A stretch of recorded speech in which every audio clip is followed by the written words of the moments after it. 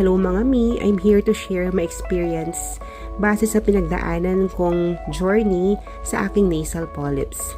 Nauna, inakala ko simpleng allergic rhinitis lang dahil pabalik-balik ang aking sipon at lagi nalang baradong aking ilong. So after ng nasal endoscopy at after ng CT scan ay na-confirm na malaki na pala yung polyps sa aking left nose. At dahil dyan, kaagad in-schedule ang aking opera. Dahil masyado nang malaki, hirap na rin talaga akong makatulog.